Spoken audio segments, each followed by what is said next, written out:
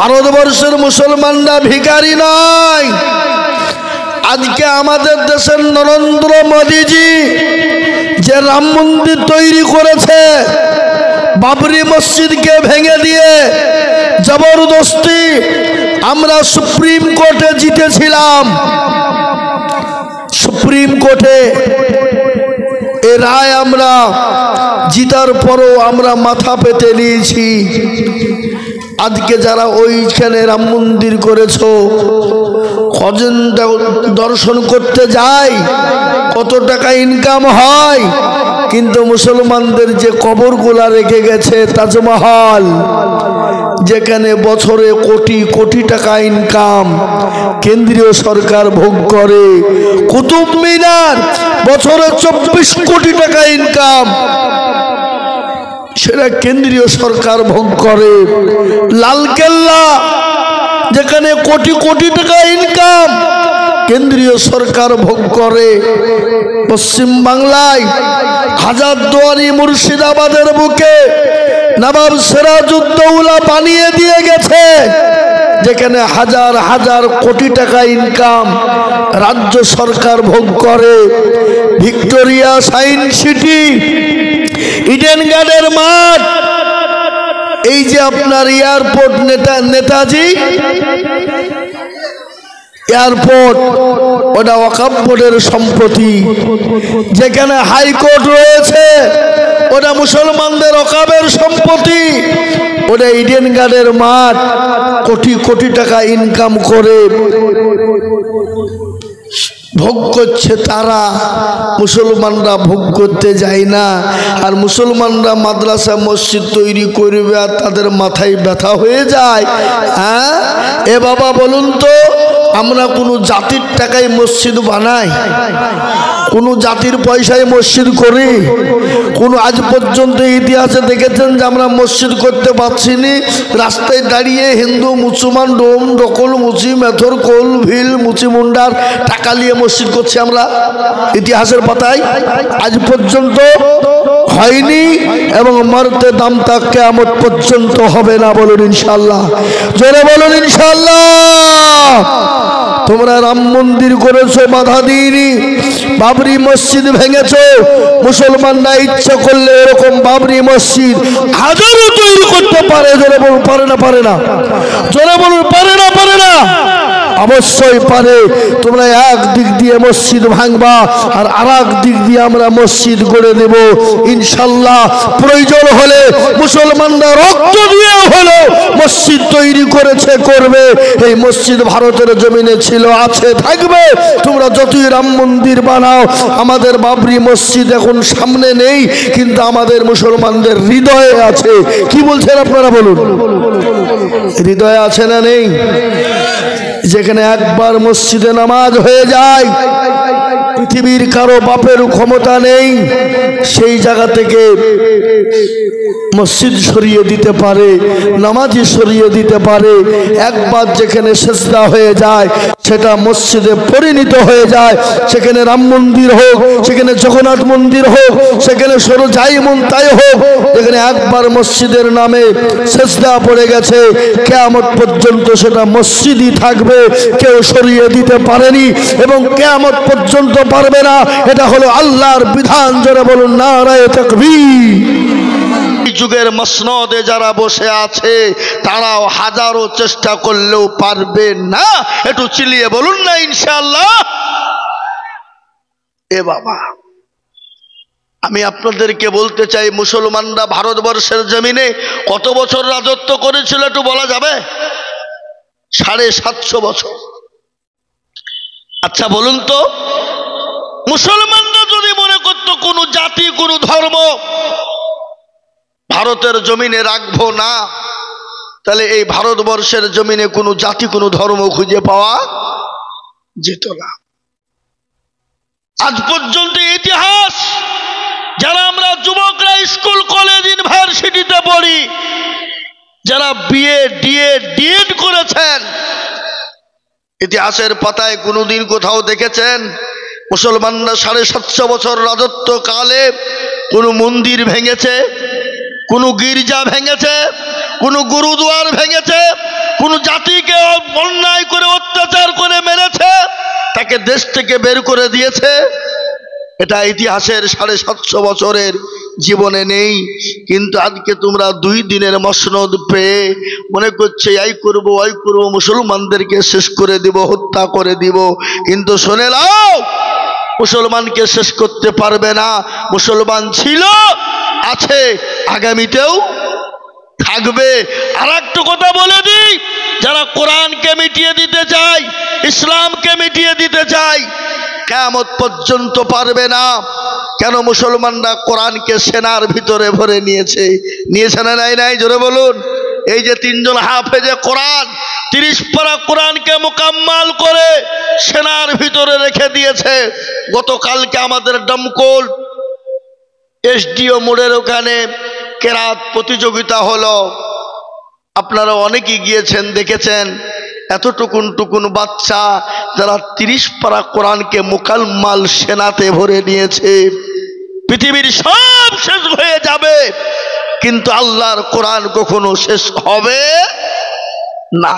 কিন্তু এটাও শুনেলেন, ভারতবর্ষের জমিনে যেদিন মুসলমানরা থাকবে না, কোরআন থাকবে না, মসজিদ মাদ্রাসা থাকবে না, মক্তব মারকাজ খানকা থাকবে না, সেদিন ভারতের জমিনে কোনো জাতি পৃথিবী ভারতের জমিনে থাকতে পারবে না, অন্ধকার ছন্ন হয়ে যাবে।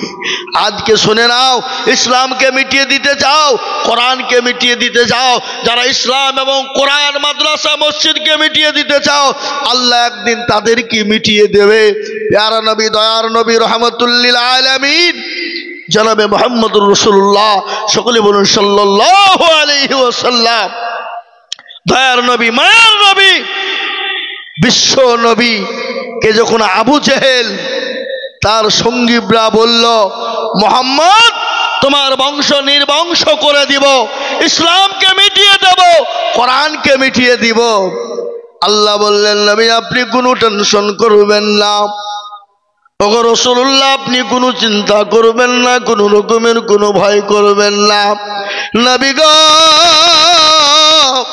যারা আপনাকে মিটিয়ে দিতে চায়, ইসলামকে মিটিয়ে দিতে চায়, আমি আল্লাহ তাদেরকে মিটিয়ে দিব, তাদেরকে নির্বংশ করে দিব, তাদেরকে কোনো রকমের তাদের নাম লওয়ার লোক থাকবে না। আচ্ছা বলুন তো, ইসলাম আছে না নাই? মুহাম্মদ সাল্লাল্লাহু আলাইহি ওয়াসাল্লামের নাম লওয়ার লোক আছে না নাই? এ বাবা, মুসলমানরা নবীকে এতটাই ভালোবাসে। কিছুদিন আগে আপনার উত্তরপ্রদেশ যোগী রাজ্যে I love Mohammad, I love Mohammad বলতে গিয়ে কাফের বেঈমান যোগীর রাজ্যের প্রশাসনরা মুসলমানদের ওপর বেত্রাঘাত চালিয়ে দিল। 200 জন যুবককে অ্যারেস্ট করে নিয়ে গিয়ে জেলখানার ভিতরে তাদের ওপর অত্যাচার করলো, জুলুম করলো। মুসলমানরা বলল, প্রশাসন তোমাদের লাঠি আছে, হাত আছে, শক্তি আছে, আমাদের পিঠের ওপর প্রয়োগ করো, আমাদেরকে মেরে মেরে শেষ করে দাও, তারপরও আমরা বলবো আইলাম মোহাম্মদ, আমরা নবীকে ভালোবাসি, আমরা রাসূলুল্লাহকে ভালোবাসি। সুবহানাল্লাহ বলবেন না? এ হলো মুসলমানদের প্রেম। মুসলমানরা নবীকে কতটা ভালোবাসেন। সাহাবায়ে কেরাম রাদিয়াল্লাহু তাআলা আনহু আজমাইনরা নবীর জন্য জীবন পর্যন্ত তারা দিয়ে দিয়েছে। দেন নাই জোরে বলুন। আল্লাহ নবীর একজন সাহাবা, যার নাম হলো হযরত হানজালা, নতুন বিবাহ করেছে, ফুলসজ্জার রাত, বছর ঘর, স্বামী স্ত্রী মধুর মিলন। নবী আমার ডাক দিয়ে বললেন, ওগো আমার সাহাবারা, আজকে কি তোমাদের কাছে নবী থাকবে না? আজকে তোমাদের কাছে কোরআন থাকবে না, ইসলাম থাকবে না? হযরত হানজালা বিছানা ছেড়ে দিলেন, উলঙ্গা তরবারি নিয়ে নবীর মজলিসে ছুটতে শুরু করবেন। বিবি পেছন থেকে ডাক দিয়ে বলে, স্বামী গো আপনি যান, আপনাকে বাধা দিব না, আপনাকে মানা করব না, কিন্তু স্বামী গো আপনি দয়া করে আপনি গোসল টুকুন করে যাবেন, আপনার ওপর গোসল ফরজ হয়ে গেছে। আল্লাহ নবী দয়া নবীর সাহাবা বললেন, বিবি রে, আমি হানজালা যদি গোসল করতে যায় ইসলামের ক্ষতি হয়ে যাবে, রাসূলুল্লাহর ক্ষতি হয়ে যাবে। আমি কিয়ামতের দিবসে আমি আল্লাহর কাছে জবাব দিতে পারবো না। হযরত হানজালা উলঙ্গ তরবারি নিয়ে জিহাদের ময়দানে চলে গেল। জীবনের কোনো মায়া নাই, বিবির মায়া নাই, ইসলামের জন্য জীবন দেওয়ার জন্য বেরিয়ে গেল। কাফের বেঈমানদের সঙ্গে লড়াই শুরু হয়ে গেল, জিহাদ শুরু হয়ে গেল। কাফের বেঈমানদেরকে জাহান্নামের টিকিট খানা ধরিয়ে দিলেন। হযরত হানজালা তিনিও শহীদ হয়ে গেলেন। যুদ্ধ থেমে গেল, মুসলমানরা যুদ্ধের ময়দানে জিতে গেল। রাসূলুল্লাহ বললেন, ও আমার সাহাবারা, তোমরা লাশগুলোকে একত্রিত করে এক জায়গায় তোমরা জমা করো। সমস্ত লাশগুলোকে এক জায়গায় জমা হয়ে গেল। রাসূলুল্লাহ বললেন, সাহাবারা, লাশগুলোকে তোমরা দাফন কাফনের ব্যবস্থা করে দাও। ইতিমধ্যে হানজালার বিবি চলে এলেন, বলে, নবী গো, আমি জানি যারা শহীদ হয়ে যায় শহীদদেরকে কোনো রকম গোসল করানো হয় না, কিন্তু নবী গো, আমার স্বামী হযরত হানজালার লাশটা গোসল দেবেন, কেননা আল্লাহ তার ওপর ফরজ গোসলটুকু নজিব করে দিয়েছে। জীবনের মায়া নাই, জানের মায়া নাই, বিবির মায়া নাই। নতুন বিবাহ করে নবীর জন্য জীবন দেওয়ার জন্য প্রস্তুত। হযরত হানজালার লাশকে রাসূলুল্লাহ বললেন, সাহাবারা, হানজালার লাশগুলোকে তোমরা খোঁজো, কোথায় হানজালার লাশ? নবীজি দেখলেন কোন দিকে হানজালাকে পাওয়া যায় না। অপর দিকে পানি টুপি টুপি টুপি টুপি নিচের দিকে পড়ে গেল। রাসূলুল্লাহ দেখলেন উপর থেকে পানি, হযরত হানজালার লাশ নিচের দিকে নবীর সামনে হাজির হয়ে গেল। রাসূলুল্লাহর শীতল হয়ে গেল চোখ, বলে, ওরে হানজালা, নিজের জীবনের কোনো মায়া নাই, বিবির মায়া নাই। নতুন বিবাহ করে বছর ঘর ফেলে দিয়ে বিবি ফুল সজ্জা রেখে দিয়ে বিবির মা ফেলে দিয়ে ইসলামের জন্য রাসূলের জন্য জীবন দিয়ে দিলি। ওরে হানজালা, ও হানজালার বিবি, কান করে শুনে নাও, আমার আল্লাহ হানজালার উপর এত রাজি, এত খুশি, এত রাজি হয়ে গেছে। হানজালাকে দুনিয়ার পানি দ্বারা আল্লাহ গোসল করার না, আল্লাহ তাকে হাউজ কাউসারের পানি দিয়ে আল্লাহ তাকে গোসল বানায়া দিয়েছে। জোরে বলুন সুবহানাল্লাহ। বিশ্বনবী বললেন, সাহাবারা, সমস্ত লাশ দাফনের পরে হানজালার লাশটা সবার শেষে দাফন করো, কিন্তু আমার হানজালার সঙ্গে তোমরা কোন রকম বেয়াদবি করবা না। হানজালার লাশটাকে সুন্দর করে তোমরা কবরে নামাবা। হযরত হানজালার লাশটা যখন কবরে নামানো হলো, আমার দয়ার নবী, মায়ার নবী, মায়ার নবী না, জোরে বলুন, দয়ার নবী না, বদল আছে না? আল্লাহর নবী, মায়ার নবী গো, আপনি নবী আমার জীবনের জীবন, আপনি আমার জীবন সাথী, অন্ধকার কবরের বাতি, আপনি হইলেন নির্দুনিয়ার ধন।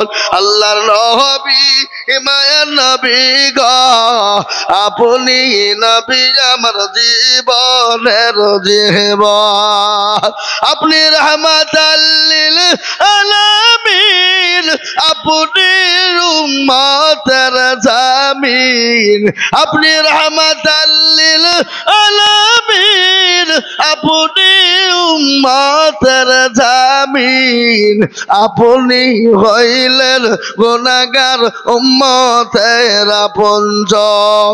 আল্লাহর নবী, মায়ার নবী গো, আপনি নবী আমার জীবনের জীবন দেখিয়া আপনার মজেজা ভাগবতী হলেন খাদিজা দেখিয়া আপনার মজেজা ভাগবতী হলেন খাদিজা সফা দিলেন জীবন যৌবন ও মাল দৌলত ছিল আপনাকে সফা দিল আপনাকে বানাইল আপনজন আল্লাহর নবী হিমায়ত নবী গো আপনি নবী আমার জীবনের জীবন তিনি তোমার নবী দয়ার নবী আল্লাহ নবী বলে ও হানজালা লাশ